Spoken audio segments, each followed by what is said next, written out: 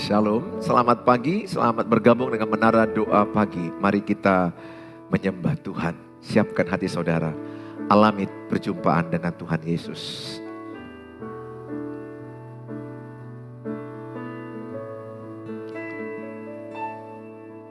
Ku bersyukur buat kasih-Mu menyelamatkan hidupku. Oh Yesus, Tuhan dan Rajaku.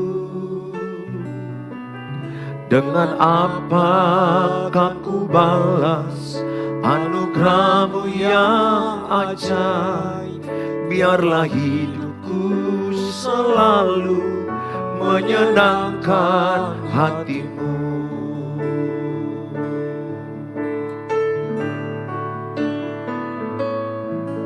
Ku bersyukur buat kasih-Mu menyelamatkan hidupku. Oh Yesus, Tuhan dan Rajaku. Dengan apa akan ku balas anugerah-Mu yang ajaib? Biarlah hidupku selalu menyenangkan hati-Mu. Betapa kagum ku melihat perbuatan tangan-Mu, ajaib dan mulianya kuasa-Mu nyata dalam hidupku. Sungguh ku tak dapat mengerti besarnya karya-Mu. Oh indahnya, oh heran kasih-Mu.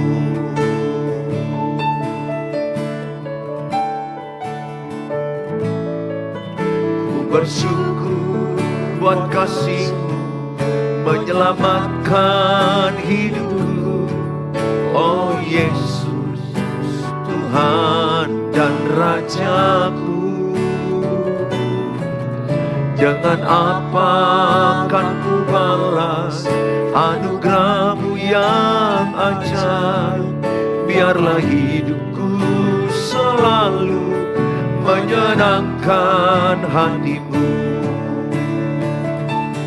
Betapa kagum ku melihat perbuatan tangan-Mu, ajaib dan mulianya kuasa-Mu nyata dalam hidupku. Sungguh ku tak dapat mengerti besarnya karya-Mu. Oh indahnya, oh heran kasih-Mu. Betapa kagum ku melihat perbuatan tangan-Mu, ajaib dan mulianya kuasa-Mu nyata dalam hidupku. Sungguh ku tak dapat mengerti besarnya karya-Mu. Oh indahnya, oh heran kasih-Mu.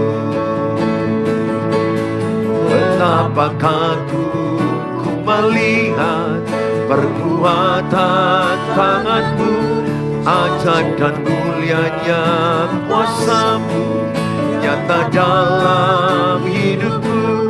Sungguh ku tak dapat mengerti besarnya karya-Mu. Oh indahnya, oh heran kasih-Mu. Betapa kagum ku melihat perbuatan tangan-Mu, ajaib dan mulianya kuasa-Mu nyata dalam hidupku. Sungguh ku tak dapat mengerti besarnya karya-Mu.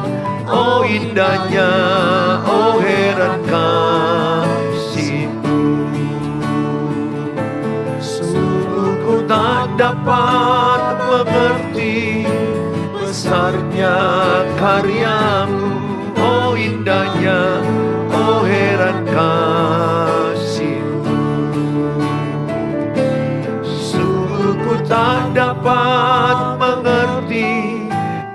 besarnya karyamu, oh indahnya, oh heran kasih-Mu.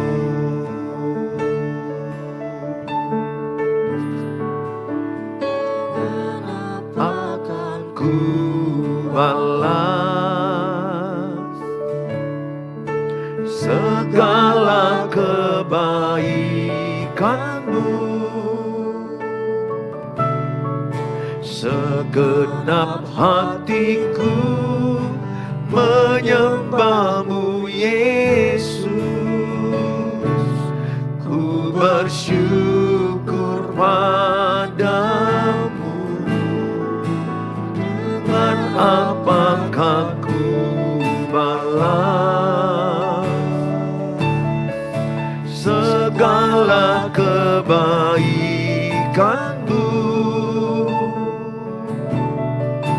Segenap hatiku menyembah-Mu, Yesus. Ku bersyukur padamu selamanya.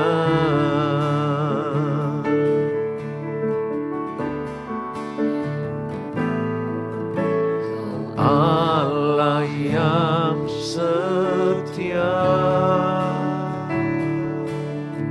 Bapa yang mulia, kasih-Mu besar Tuhan. Kau pulihkan hidupku, Kaulah harapanku, hidupku dalam-Mu. Terima kasih Tuhan, Kau selamatkan hidupku. Dengan apakah ku balas segala kebaikan-Mu? Segenap hatiku menyembah-Mu, Yesus. Ku bersyukur padamu. Dengan apakah ku balas segala kebaikan-Mu? Segenap hatiku menyembah-Mu, Yesus.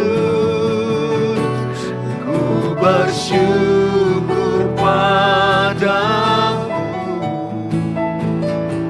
selamanya.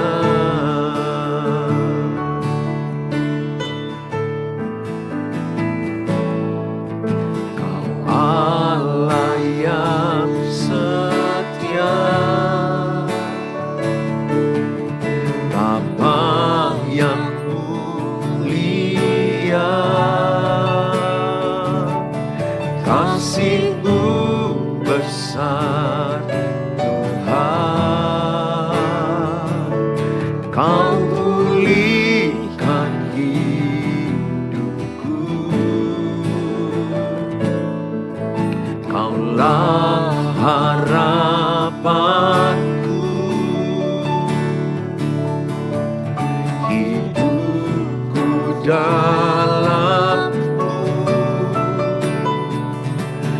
Terima kasih Tuhan, Kau selamatkan hidupku.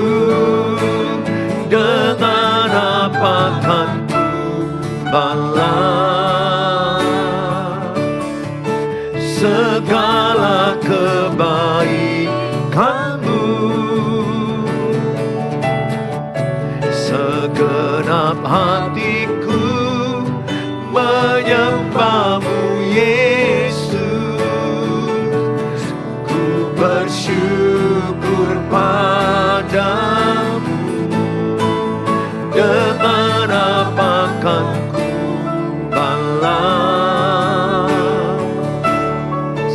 segala kebaikan-Mu. Segenap hatiku menyembah-Mu Yesus.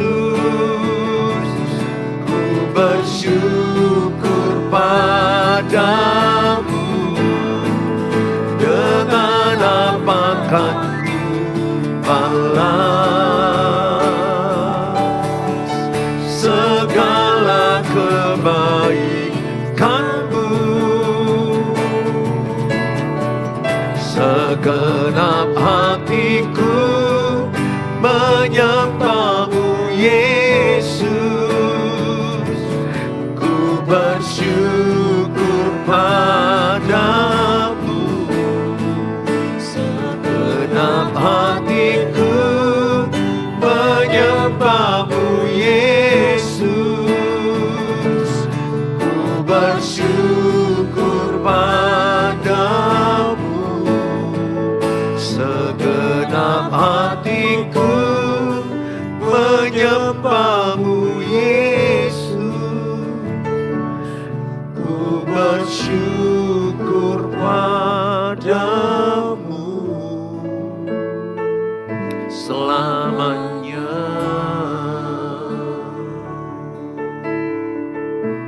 Dengan apakah kami balas Tuhan? Engkau sangat baik.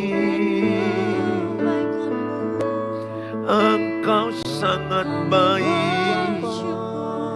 Engkau sangat mengasihi kami. Kami bersyukur di dalam-Mu. Kami bersyukur di dalam kasih-Mu. Terima kasih Tuhan buat segala pengorbanan-Mu. Terima kasih buat salib-Mu.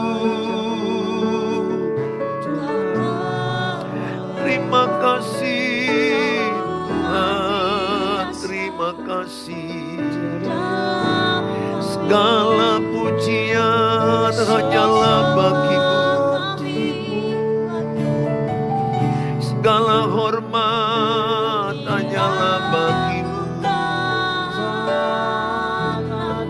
Hati kami bersuka di dalam-Mu.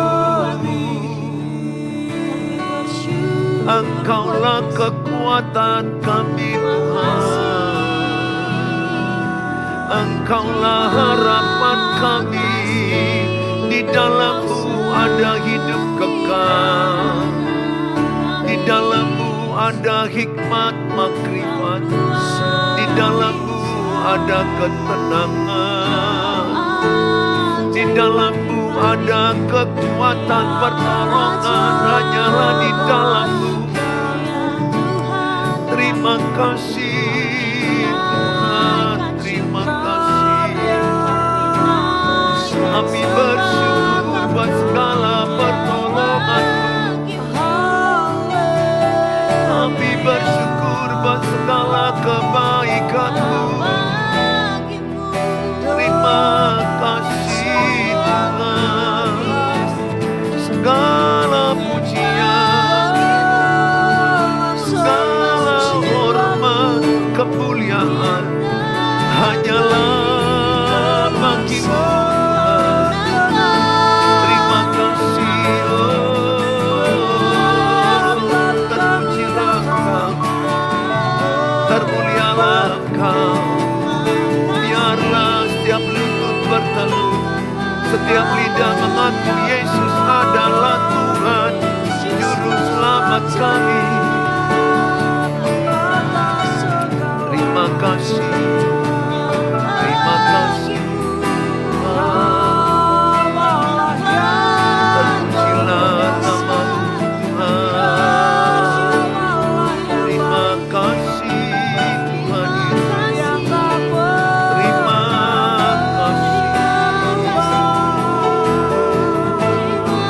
kasih. Terpujilah nama-Mu.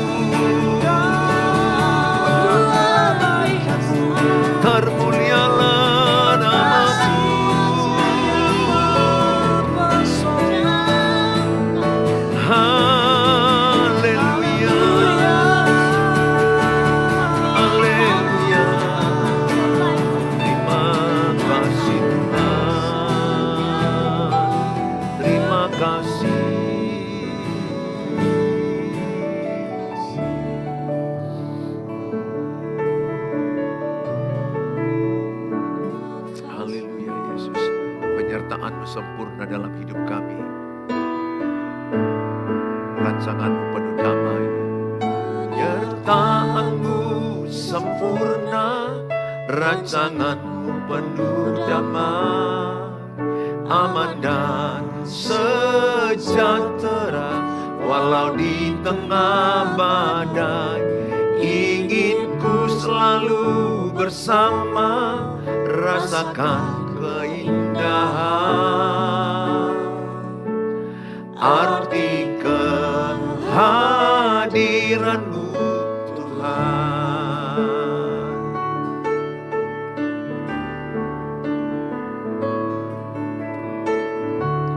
Jalan-Mu tak terselami oleh setiap hati kami. Namun satu hal ku percaya, ada rencana yang indah, tiada terduga kasih-Mu, heran dan besar bagiku. Arti kehadiran-Mu selalu nyata di dalam hidupku. Penyertaan-Mu sempurna, rancangan-Mu penuh damai, aman dan sejahtera walau di tengah badai. Ingin ku selalu bersama, rasakan keindahan arti kehadiran-Mu Tuhan. Penyertaan-Mu sempurna, rancangan-Mu penuh damai, aman dan sejahtera walau di tengah badai. Ingin ku selalu bersama, rasakan keindahan arti kehadiran-Mu Tuhan. Penyertaan-Mu sempurna, rancangan-Mu penuh damai, aman dan sejahtera walau di tengah badai. Ingin ku selalu bersama, rasakan keindahan arti kehadiran-Mu Tuhan. Bapa di sorga, kami bersyukur buat waktu yang indah menara doa pagi ini. Berkatilah oleh kuasa Tuhan, oleh kuasa Roh Kudus, bekerja mengurapi acara ini. Dalam Tuhan Yesus, berkati setiap yang menyaksikannya. Dalam Tuhan Yesus kami berdoa. Amin. Shalom, good morning, dimanapun Bapak Ibu berada. Hari ini saya melanjutkan tema mendampingi pasangan yang sulit. Part 2 ya. Jadi bagian yang kedua, saya ulangi kembali sedikit aja bagian part 1-nya. Ada banyak hal dikatakan bagaimana saya harus bersikap terhadap pasangan saya. Dia mengalami banyak kesulitan menghadapi pasangan. Bahkan banyak orang jadi frustrasi menghadapi pasangan. Stres, depresi, gangguan mental. Ada orang yang juga mengakhiri hidup gara-gara sulitnya menghadapi pasangan. Apa yang harus saya lakukan untuk menghadapi dirinya yang sangat sulit? Ini pertanyaan yang banyak sekali. Dan saya juga pernah mengalami ini. Sangat sulit pernikahan ini menurut saya. Tetapi saya mendapat hikmat dari firman Allah. Lewat doa dan pembacaan firman saya dan belajar. Saya mendapat hikmat ternyata tidak sesulit yang saya bayangkan. Kalau mau aja kita belajar, mau aja kita bertumbuh dalam pengetahuan, hikmat dan pengertian, kita akan mampu untuk mengatasi kesulitan.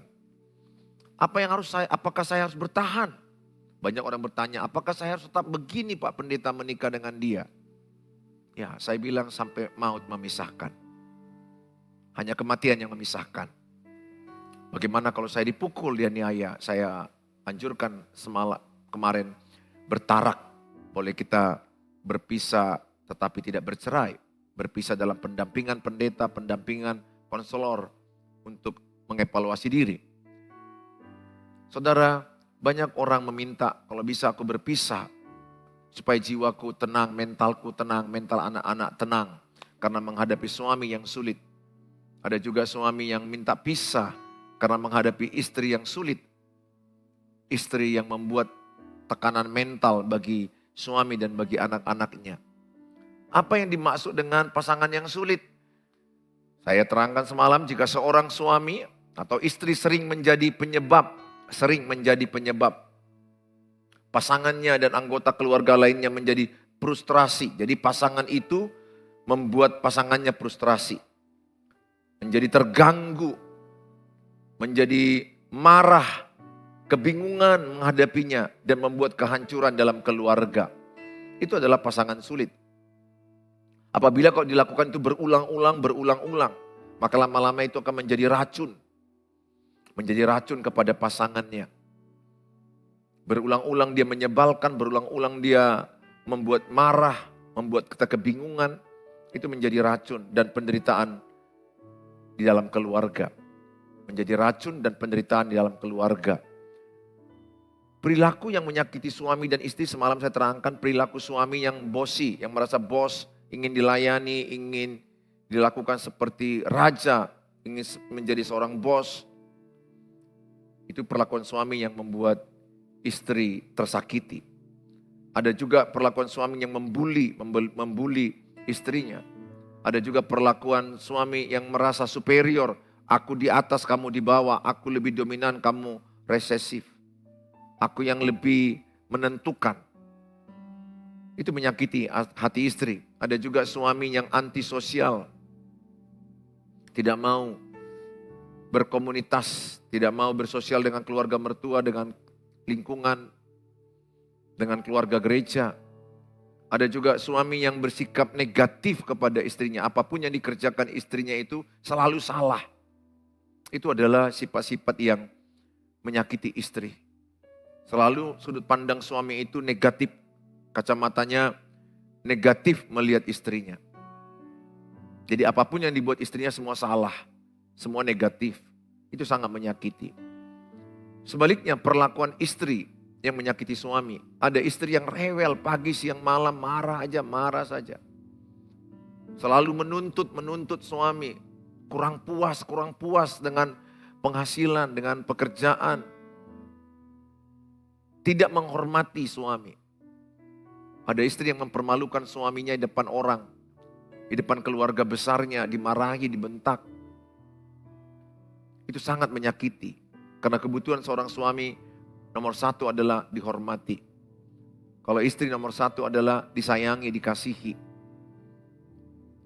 Ada juga istri yang menyakiti suami dengan istri menjadi dominan. Istri menjadi pengambil keputusan, menjadi kepala, menjadi dominan di dalam keluarga itu. Dia menjadi pengambil keputusan. Ingat di Alkitab, yang jadi kepala rumah tangga itu suami. Kepala istri adalah suami. Kepala suami adalah Kristus. Jadi kalau istilahnya ada DKI di bawah ketiak istri, artinya dia dikuasai oleh istrinya. Sehingga suami tidak berani mengambil keputusan. Bahkan mau ngasih ide pun ketakutan. Takutnya nanti dibentak atau dimarahi. Saudara yang saya kasihi, itu adalah gambaran-gambaran suami yang menyakiti istri, istri yang menyakiti suami. Mengapa perilaku pasangan menjadi sulit? Adalah yang pertama karena suami istri seringkali berbeda dalam cara memahami masalah. Sudut pandang yang berbeda. Jadi jujur, laki-laki dengan perempuan itu banyak kali perbedaannya. Banyak sekali perbedaannya, sudut pandang yang berbeda. Perbedaan itu sebenarnya diciptakan Tuhan. Jadi Tuhan menjadikan perbedaan itu untuk saling melengkapi, untuk kuat. Maka dikatakan dia menjadi pasangan sepadan. Dalam bahasa Ibraninya disebut dia ezer kenekdo. Artinya adalah kelemahan istri ditutupi oleh suami. Kelemahan suami ditutupi oleh istri. Jadi mereka saling melengkapi. Mereka saling melengkapi. Karena ada kelemahan istri, ada kelemahan suami. Gak ada istri yang sempurna, gak ada suami yang sempurna. Sehingga saudara perlu menerima kelemahan pasangan. Saudara bahkan memberikan ruang salah kepada pasangan. Artinya pasanganmu itu adalah manusia yang tidak sempurna. Pasanganmu itu akan banyak kekurangannya. Saat pacaran mungkin gak kelihatan semua. Tapi setelah menikah 100% akan kelihatan hidup asli daripada seorang suami atau istri. Jadi yang benar adalah perbedaan itu untuk saling melengkapi. Bukan saling menjatuhkan, bukan saling menghancurkan. Jadi jangan paksa suamimu sama seperti dirimu. Jangan paksa istrimu sama seperti dirimu. Memang kita sudah diciptakan lawan jenis, namanya pun lawan jenis, berarti jenisnya berbeda. Kalau jenisnya berbeda, berarti banyak perbedaan. Nah disinilah yang banyak gagal. Mereka tidak menerima perbedaan itu. Ini saya tidak bilang menerima dosa ya, beda ya. Perbedaan itu adalah kita diciptakan Tuhan dengan tipe-tipe yang berbeda-beda. Jenis kelamin aja udah beda. Laki dan perempuan itu udah jelas beda. Hormonnya udah beda. Kekuatan tubuhnya pun udah beda. Pembawaan kejiwaannya pun udah beda. Yang laki-laki jelas dia lebih dominan 70-80% adalah makhluk logika. Kalau perempuan makhluk perasaan 70-80%. Jelas perbedaan itu segudang. Kalau tidak memahami perbedaan itu, maka perbedaan itu menjadi benturan. Tapi kalau kita memahami perbedaan-perbedaan ini, maka kita akan sangat jadi kuat. Karena kita merasa keberadaan pasangan kita menguatkan kita, melengkapi kita. Pesan saya, terimalah perbedaan itu. Bukan terimalah dosa dia, bukan. Bukan dia bilang, oh kelemahanku narkoba, kelemahanku mabuk, kelemahanku mukul. Bukan, kita gak terima itu. Tapi dia kurang teratur, kita terima. Karena gak semua orang diciptakan Tuhan sedisiplin seseorang. Ada orang yang sangat teratur, letak piring, letak baju, letak sepatu, dan lain-lain. Ada orang udah berjuang untuk teratur pun tapi belum teratur menurut pandangan pasangannya. Ada yang satu ingat betul, ada yang satu agak lupa. Kadang-kadang itu bisa terjadi dalam pasangan. Pasangan kita bisa jadi lupa dalam keterbatasannya. Saya ajak kita terimalah perbedaan itu. Kalau kita menerima perbedaan itu, maka pasangan kita itu akan menjadi kekuatan bagi kita. Jangan paksa pasanganmu sama dengan sudut pandangmu. Kalau itu yang kau lakukan, maka itu akan menjadi sulit dalam rumah tanggamu. Memang dari sononya dijadikan Tuhan lawan jenis. Artinya jenis yang berlawanan kau nikahi. Ini kan udah jelas itu. Kita gak menikah dengan sejenis. Kita menikah dengan lawan jenis. Berarti jenisnya berbeda dari jenis kita. Jadi jenis saya dengan jenis istri saya berbeda. Itulah lawan jenis. Jadi harus ada perlawanan, makanya gak heran awal-awal kita akan ada berantem, ada konflik, ada cekcok. Harus kuakui itu saya lewati. Saya lewati stres, depresi, frustrasi pun saya lewati. Jujur aja, saya melewati pasti itu semua. Tapi saya wake up. Saya bangkit, saya belajar sungguh-sungguh. Sampai saya belajar teologi tentang keluarga loh. Banyak orang mungkin gak percaya keluarga saya semakin lebih baik dan lebih baik. Mungkin mereka melihat kami pernah berantem, hancur, bahkan mau cerai. Tapi saya tidak perlu membuktikan sama semua orang. Saya merasakannya sendiri bagaimana ketika saya diangkat Tuhan dari kehancuran. Bangkit menata ulang. Saya bilang sama Tuhan, ubahlah saya. Bukan saya bilang lagi sama Tuhan, ubahlah istri saya. Yang sering sekali yang salah itu adalah ketika saya mengatakan, Tuhan ubahlah istri saya. Dan istri saya bilang, ubahlah suami saya. Kacau jadinya. Sudut pandang seseorang dalam menghadapi masalah, kalau masih melihat kesalahan suami, betul ada kelemahan suami. Tapi ingat, ada juga kelemahanmu, ada kesalahanmu sebagai istri. Tapi kalau seorang istri terus bicara ke saya, suami saya begini Pak, suami saya begini Pak. Ini tidak akan pernah siap.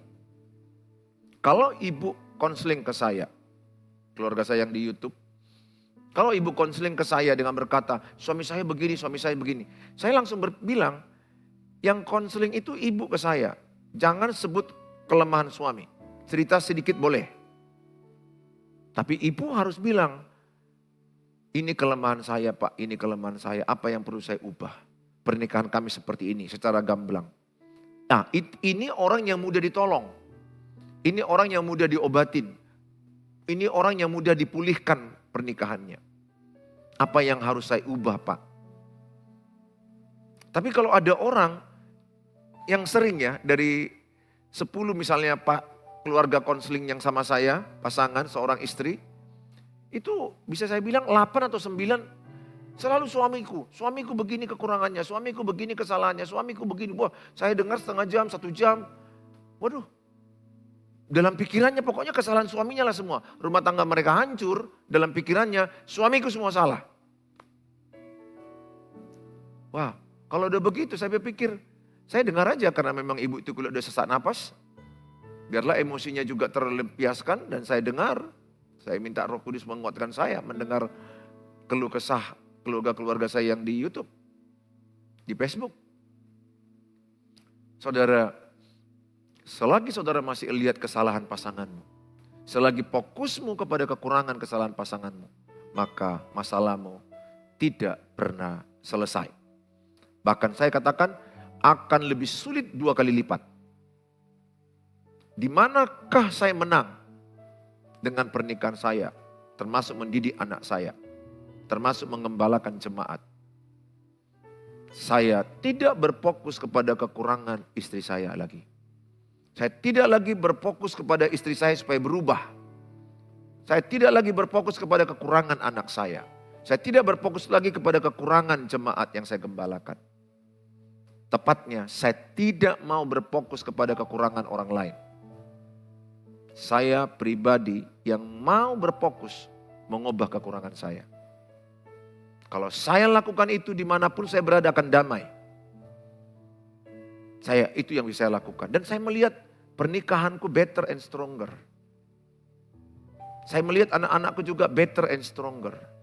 Jemaat yang saya gembalakan juga better and stronger. Dan dimanapun saya diletakkan dalam melayani atau memimpin, selalu saya melihat jauh lebih baik dan lebih kuat. Kenapa? Karena saya berfokus kepada perubahan hidup saya. Apa yang bisa saya lakukan, apa yang bisa saya ubah, itu yang bisa saya ubah. Saya tidak bisa ubah orang, ibu gak bisa ubah orang lain, ibu gak bisa ubah siapapun. Bapak gak bisa ubah istrimu, bapak gak bisa ubah anak-anakmu. Jadi berhentilah minta menuntut perubahan orang lain, letih dan lelah. Kasihan engkau Hayati, letih sekali. Kau berharap suamimu yang terus berubah. Jangan ya. Bilang sama Tuhan, apa yang bisa harus kuubah. Maka engkau akan lihat taburan perubahanmu akan membawa perubahan suamimu dan anak-anakmu. Ya, Tuhan selalu pakai lewat perubahan seseorang akan ada perubahan lingkungannya. Jadi berfokuslah kepada perubahan pada diri sendiri. Nah saudara, yang kedua seringkali masalahnya tidak adanya kemampuan keterampilan dalam mengatasi masalah. Keterampilan itu perlu dilatih. Dalam Amsal 24 ayat 3 dan 4 dikatakan. Untuk membangun rumah tangga atau membangun keluarga dibutuhkan hikmat, dibutuhkan namanya kepandaian, dibutuhkan namanya pengertian. 3 ini pilar dalam rumah tangga.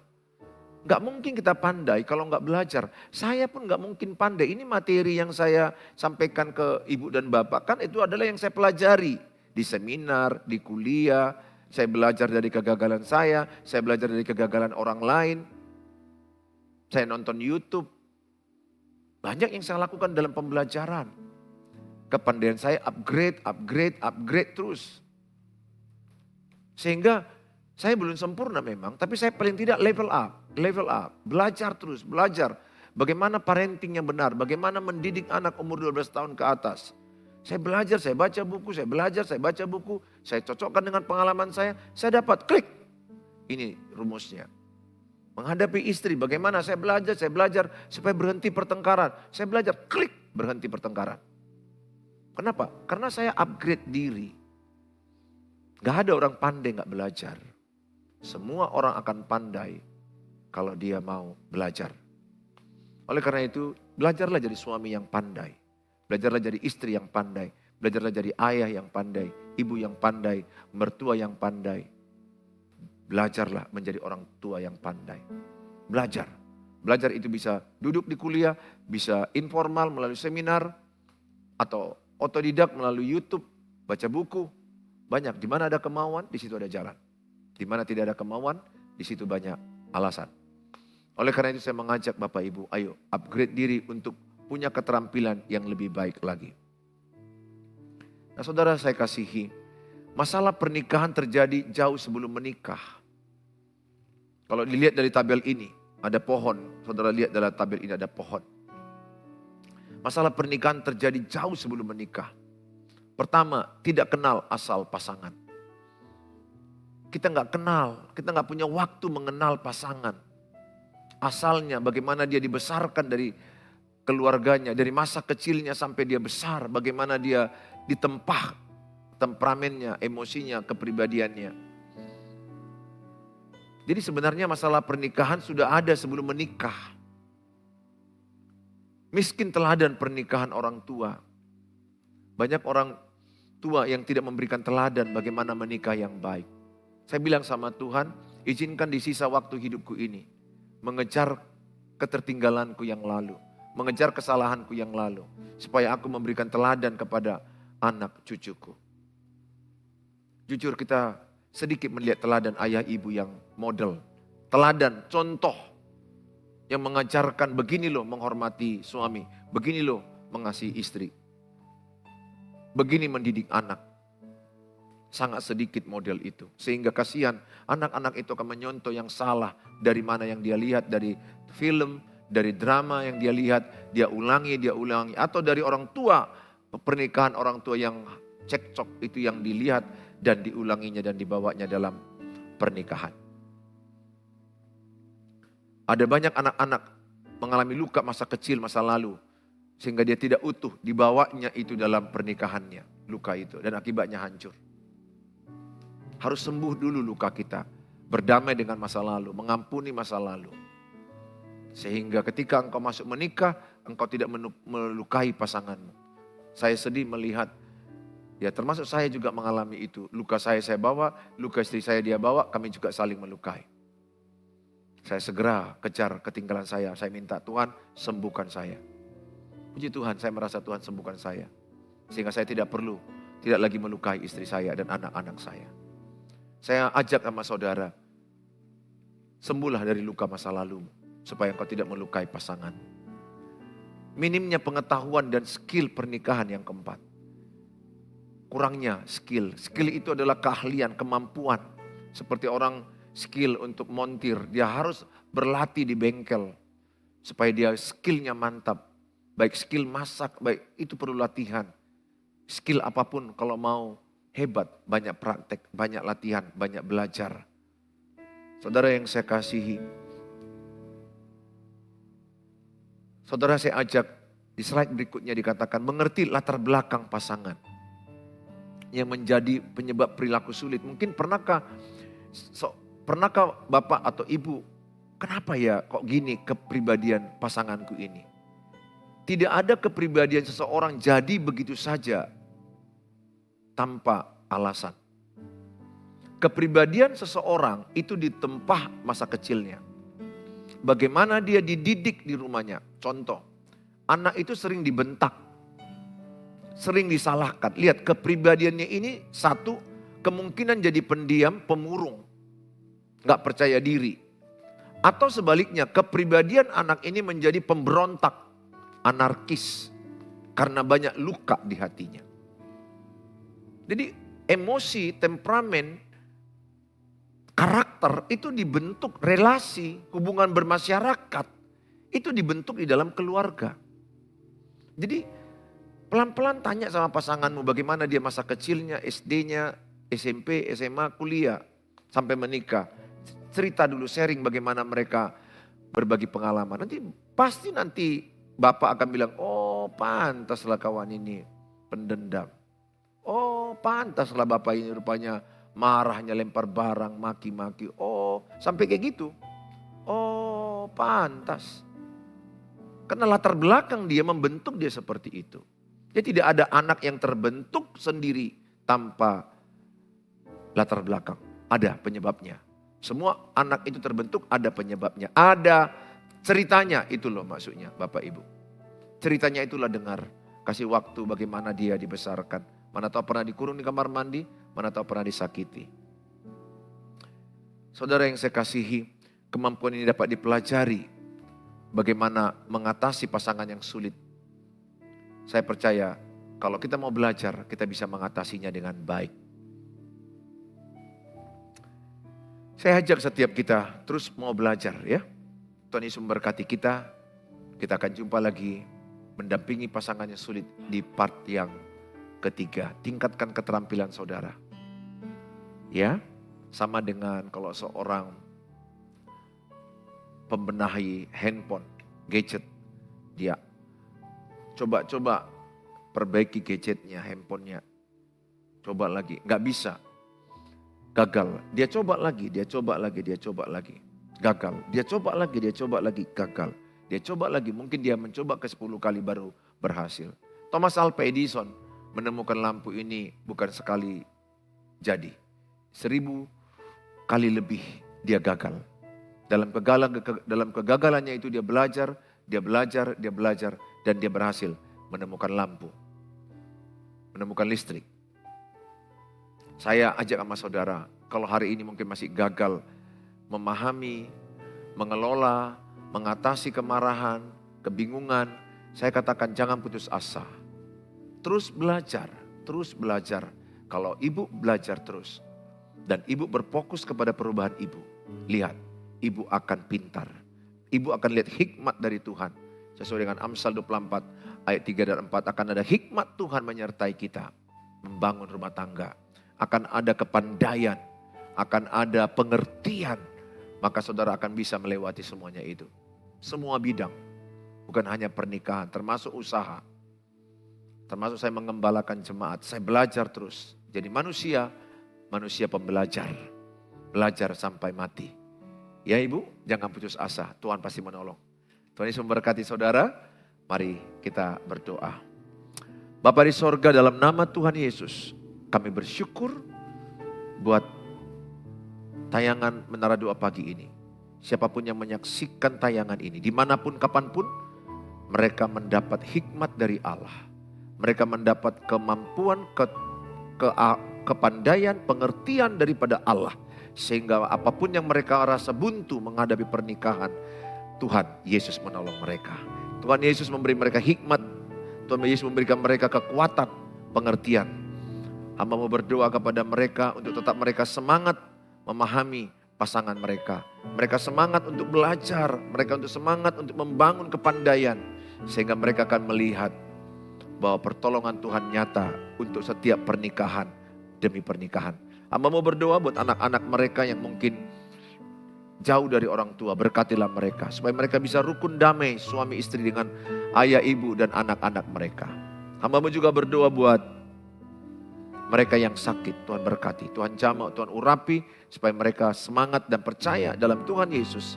Ada penyertaan, ada kesembuhan, ada mujizat. Hamba mau berdoa juga bagi mereka yang sedang berjuang masalah keuangan, pekerjaan,